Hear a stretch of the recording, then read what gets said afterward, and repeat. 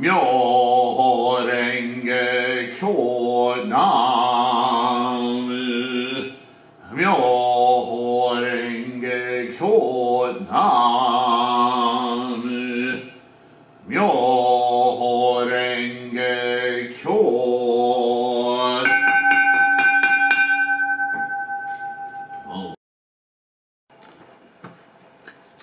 Hello everyone. Let's see how far we can get in this rather large Go show today.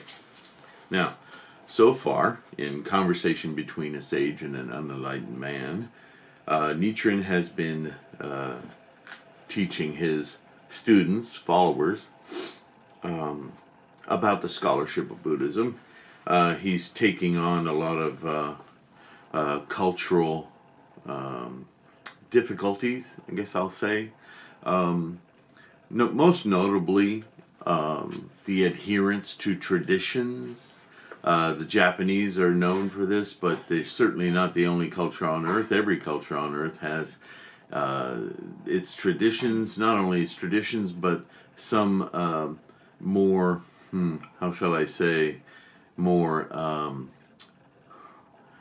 vehemently adhered to without reason traditions.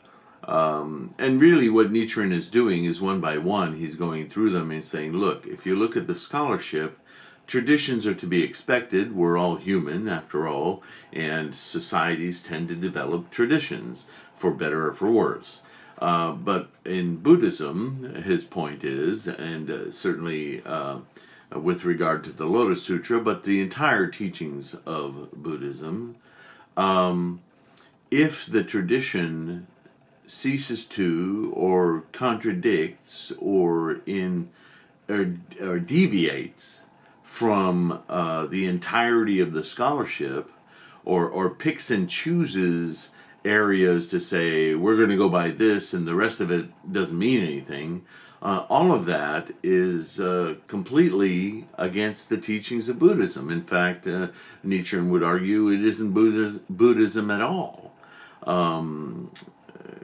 It always goes back to the founder of Buddhism, Shakyamuni Buddha, who took great care to exhort his students over and over again to not follow the words, to not follow him per se, but to follow the teachings. And in order to do that, a student should study broadly all of the Buddhist teachings as well as non-Buddhist teachings, because the truth will out. If you use the Buddhist method of scholarship, the study and the contemplation of the study with a resolute mind, you will, in your own path, find that same truth. If it were not that way, then Shakyamuni would not have claimed it to be the truth. To him, and this is what started him on his path to Buddhism to begin with, was that if there's a universal truth, it should be universal, period. Everybody should be able to do it. Everybody should be able to understand it. Everyone can, because we're all unique, although we share a great amount of things as human beings, we all have unique perspectives. And he, Shakyamuni, and all the scholarship of Buddhism recognizes that. That's the whole reason for skillful means and the manner in which Buddhism was taught in different levels to increase the capacity of people to understand within the parameters of their own path of understanding. This is where the words like innumerable, immeasurable ways and all of this, it is a polite, or not polite, but a construct to enable anyone through their own mental path to come to the same conclusions for themselves. Not to simply follow, but to dig deep and reveal what is already there. So Nichiren keeps coming back to this, and this conversation is basically taking apart a lot of the obstacles people were dealing with in his day, the traditions, the eminence of certain people. And you hear Nichiren say throughout, do not follow the people, follow the law. When he says the law, he's talking about the law that is exposed in the great One Vehicle Sutra of the Lotus Sutra. But that is built on the entire scholarship of Buddhism. So some people misread this from Nichiren as saying, don't need to study anything else, just study the Lotus Sutra. That has all the answers. You needn't look any further. But that's a contradiction to the Lotus Sutra itself, because in the Lotus, Buddha again reminds his followers that there are not one or two, there are not two or three vehicles, there is only one, but that he has been teaching this vehicle since the very start.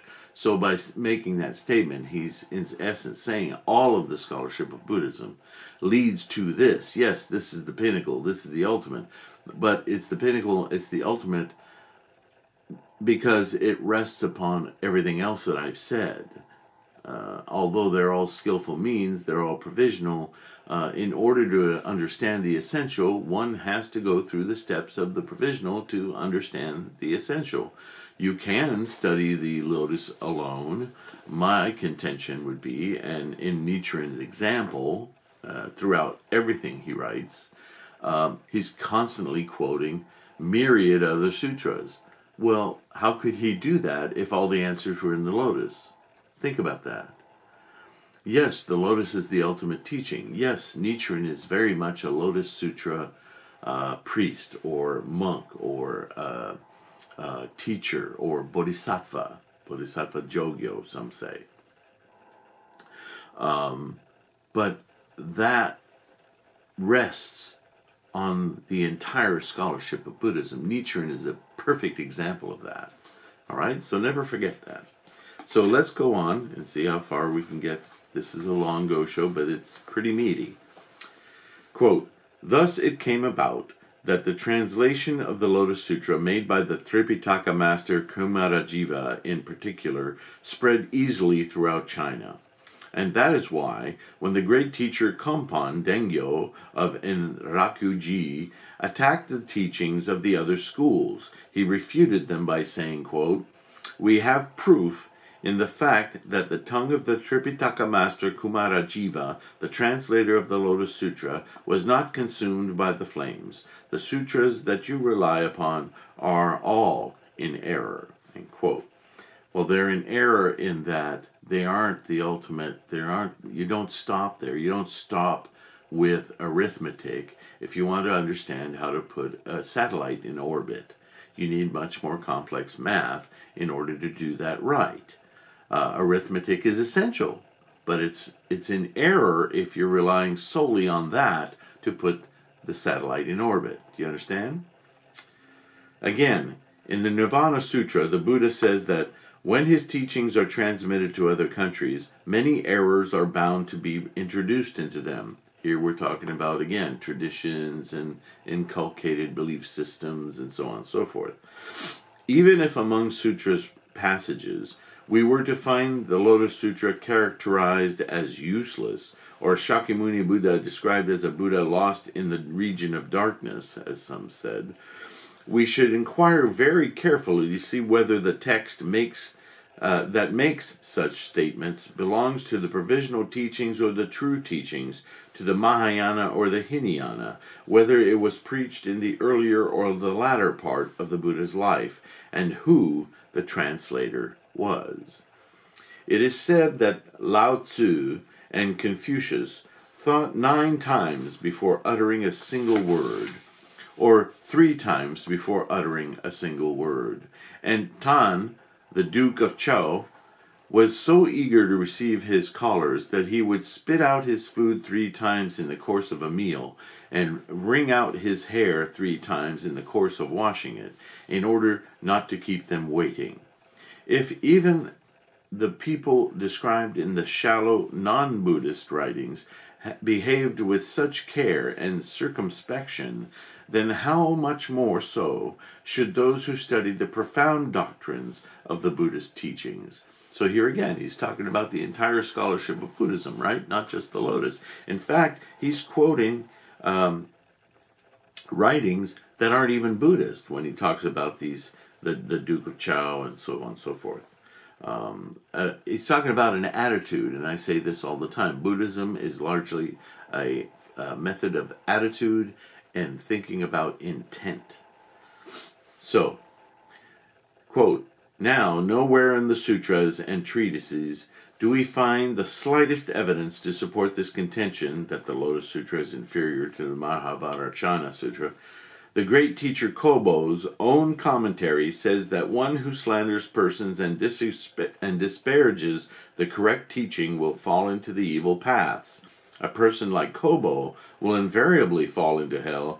There can be no doubt of it." The unenlightened man seemed to be dazed, and then suddenly began to sigh. After some time he said, quote, "The great teacher Kobo was an expert in both the Buddhist and non-Buddhist writings and a leader of the masses. In virtuous practices he excelled the others of his time, and his reputation was known everywhere. It is said that when he was in China, he hurled the three-pronged diamond pounder all the way across the more than 80,000 ri of the ocean until it reached Japan, and that when he expounded the meaning of the Heart Sutra, so many sufferers from the plague recovered their health, and they filled the streets. Thus, he was surely no ordinary person, but a manifestation of great sage in temporal form. We can hardly fail to hold him in esteem and put resolute mind and conviction in his teaching." The sage replied, quote, "I at first thought the same way. But after I entered the path of the Buddhist teachings and began to distinguish what accords with its principles from what does not, I realized that the ability to perform miraculous acts at will does not necessarily constitute a basis for determining the truth or falsity of Buddhist teachings. That is why the Buddha laid down the rule that we should, quote, rely on the law and not upon persons, which I mentioned earlier. The ascetic Agastya poured the Ganges River into one ear and kept it there for 12 years. The ascetic Jinu drank the great ocean dry in a single day. Changche exhaled fog, and Luan Pa exhaled clouds. These are obviously traditional folklore he's referring to, right? But this does not mean that they knew what is correct and what is not in the Buddhist teachings, or that they understood the principle of cause and effect. In China, when the Dharma teacher Fan Yun lectured on the Lotus Sutra, in no time at all flowers came raining down from the heavens. But the teacher Miao Lo said, though he could bring about a response in this way, his understanding still did not accord with the truth of the Lotus Sutra. Thus Miao Lo accused him of having failed to understand the truth of Buddhism. The Lotus Sutra rejects the three categories of preaching, that done by the Buddha in the past, the present, and the future. It refutes the sutras preached before it, saying that in them the Buddha had, quote, not yet revealed the truth. That's in the Innumerable Meanings Sutra, right? It attacks the sutras of the same period by declaring itself superior to those, quote, now being preached, and repudiates the sutras expounded later by stating that it excels all those, quote, to be preached. In fact, the Lotus Sutra is first among all sutras preached in the three periods of past, present, and future. In the fourth volume of the Lotus Sutra, we read, quote, Medicine King, now I say to you, I have preached various sutras, and among those sutras the Lotus is the foremost. This passage means that At the gathering on Eagle Peak, the Buddha addressed Bodhisattva Medicine King and told him that, beginning with the Flower Garland Sutra and ending with the Nirvana Sutra, there were countless sutras numbering as many as the sands of the Ganges, but that among all of these, the Lotus Sutra that he was then preaching held first place. But evidently, the great teacher Kobo took the word first to mean third. In the same volume of the Lotus Sutra, the Buddha says, quote, "For the sake of the Buddha way, in immeasurable numbers of lands, from the beginning until now, I have widely preached many sutras." What does he mean when he says immeasurable numbers of lands? Have you ever considered that statement? In the light of so many references to lands, like the Pure Land Sutras, or Amida, the Nembutsu, about attaining the Pure Land. Here, immeasurable lands, in the Buddha's own words, right? In Shakyamuni's own words. Any thoughts? Those lands are a landscape. They are a landscape of your mental underpinnings. You could think of other modern words, English, the way it is, or any language. We have so many words to describe things. In the lands of Buddha's time and the thousands of years afterwards, even in the 13th century of Nichiren's time in the shogunate in Japan, and to this day, really, how much a role does real estate, land holdings play in the power of men? Women, as we were talking about earlier, the misogynistic state that still exists, women are scarcely allowed to own land in most of the world, because land is seen as a very powerful statement of our indictment of being, of owning, of I, mine, power, right? All of which in Buddhism is teared down as ridiculous because it's all temporary, it's impermanent. Your identity is not the things you own, right? So this language shouldn't be unfamiliar to us. When we talk about Buddha land, we're not talking about dirt. We're not talking about property lines. We're talking about conceptual identity of ourselves. How much of the world, how reality itself, our experience of reality, do we embrace as our own? So to attain the Buddha land is really kind of not a paradox. What's the word I'm looking for? It's a play on words, to put it simply. Basically, a Buddha land is the negation of land itself, because to be in a Buddha way is to be unattached utterly. So that land is the land of no land, the land of unattachment. You see? So, and why is it immeasurable numbers of lands? Because each human has their own perception of what their land is, metaphysically, mentally. What is your land? What is your domain? That would be a better, more modern word. The Buddha domain, the Buddha lands, the immeasurable numbers of domains, rather than tying it to land, earth, thing, but more of a conceptual thing. I hope that helps understand. When you read land in Buddhism, this is what it's talking about.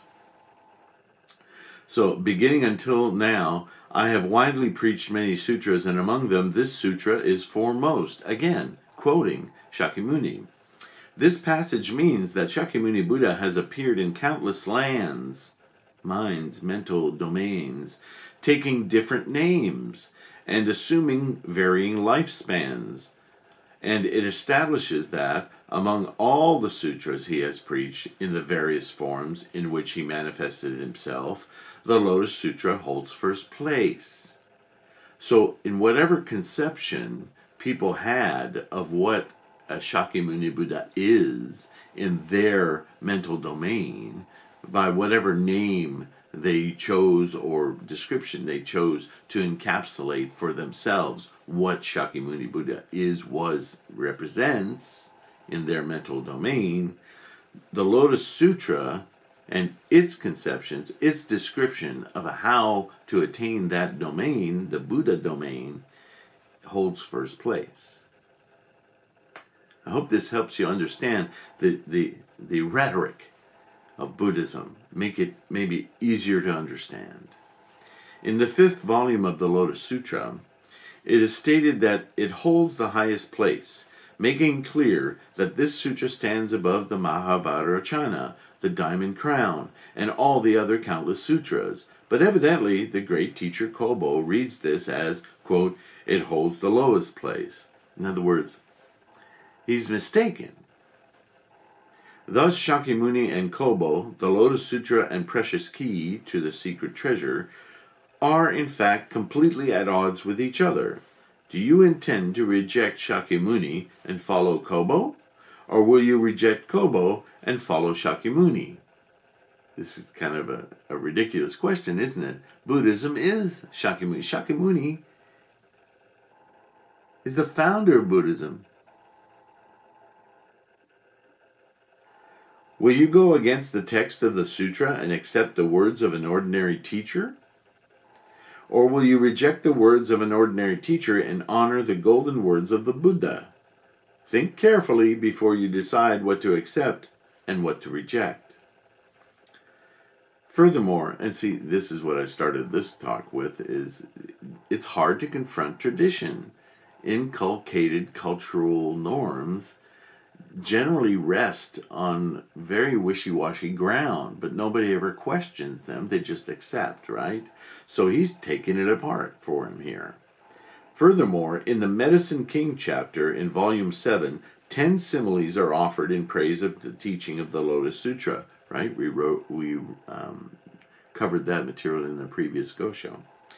The first simile concerns water, and in it, streams and rivers are likened to the other various sutras, and the great ocean to the Lotus Sutra. Once again, there's the scholarship all leading to the Lotus Sutra, right? Thus, my page-turning skills aren't getting any better. Thus, if anyone should assert that the Mahavajracana Sutra is superior to the Lotus Sutra and the Lotus inferior, he is in effect saying that the great ocean holds less water than does a little stream. Everyone in the world today understands that the ocean exceeds the various rivers in size, and yet they fail to realize that the Lotus Sutra is the foremost among sutras. So, yet another analogy. The second simile concerns mountains. Ordinary mountains are likened to the other sutras, and Mount Sumeru to the Lotus Sutra. Mount Sumeru measures 168,000 yohanas from top to bottom, and other mountains could compare with it. To say that the Mahavajracana Sutra is superior to the Lotus Sutra is like saying that Mount Fuji is bigger than Mount Sumeru. The third simile deals with the moon and the stars. The other sutras are likened to the stars, and the Lotus Sutra is likened to the moon. Comparing the moon and the stars, can anyone be in doubt as to which is superior, as far as shedding light? Later on, in the series of similes, we read, quote, this sutra likewise is foremost among all the sutra teachings preached by all the thus come ones, preached by all the bodhisattvas, or preached by all the voice hearers. This passage tells us that the Lotus Sutra not only is the foremost among all the doctrines preached by Shakyamuni Buddha in the course of his lifetime, but also holds first place among all the teachings and sutras preached by Buddhas such as Mahavajracana, Medicine Master, or Amida, and by bodhisattvas such as Universal Worthy or Manjushri.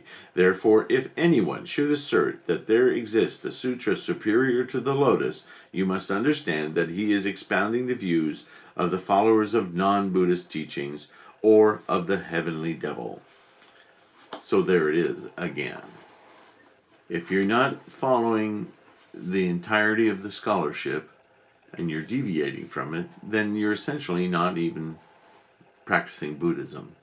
Only Buddhism in name only, but not real Buddhism.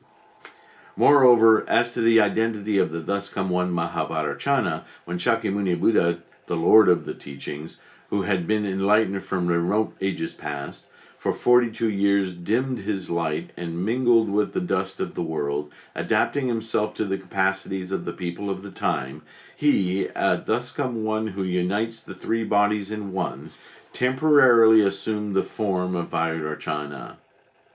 Therefore, when Shakyamuni Buddha revealed the true aspect of all phenomena, it became clear that Vajracana was a temporary form that Shakyamuni had manifested in response to the capacities of the people. For this reason, the Universal Worthy Sutra says that Shakyamuni Buddha is given the name Vajracana, pervading everywhere, and that the place where the Buddha lives is called eternally tranquil light.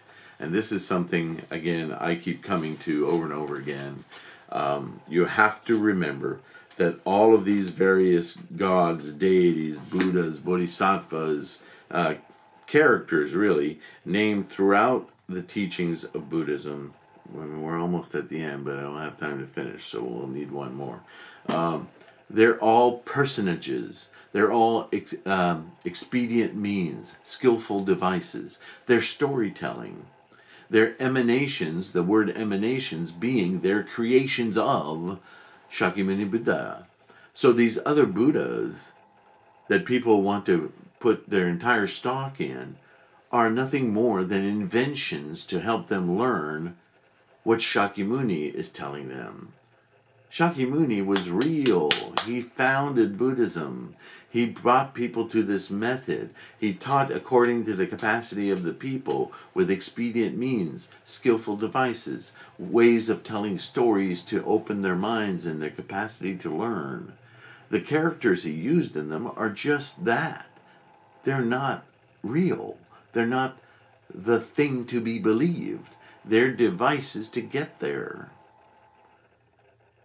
So once you know this, the more you read and the more you understand this, these competing sectarian attempts to control and govern and profit from, they're just so transparent and really lamentable, pathetic.